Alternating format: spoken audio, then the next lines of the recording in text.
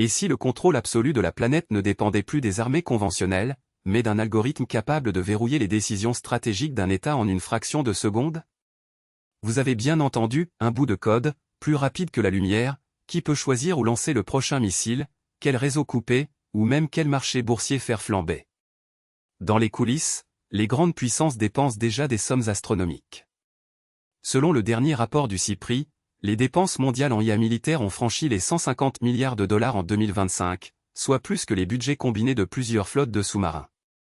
Imaginez un instant que chaque dollar investi soit une pièce d'échec dans une partie où le roi est la souveraineté d'un pays.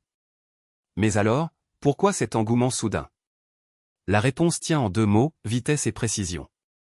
En 2024, un algorithme de type Deep Learning a désactivé en moins de 30 secondes la production d'une centrale énergétique majeure, sans que les opérateurs humains ne comprennent d'abord ce qui se passait.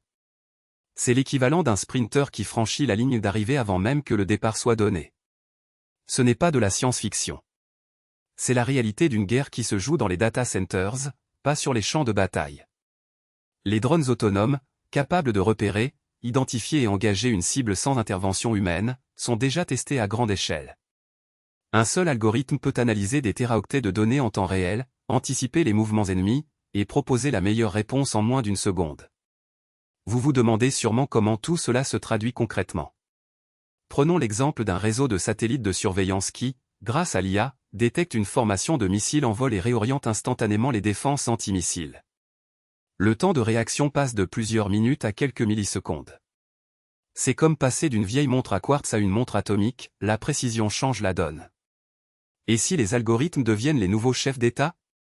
Certains analystes parlent déjà d'une « guerre des algorithmes », où le pouvoir se mesure en capacité à contrôler les flux d'informations et les systèmes critiques. Ce qui s'est passé ensuite va vous surprendre, des nations ont commencé à intégrer des clauses de « fail-safe » dans leurs traités, obligeant les IA à respecter des limites préétablies, sous peine de sanctions automatiques. Le paradoxe est saisissant, plus nous confions de décisions à la machine, plus nous devons créer des garde-fous humains pour éviter qu'elles ne deviennent incontrôlables.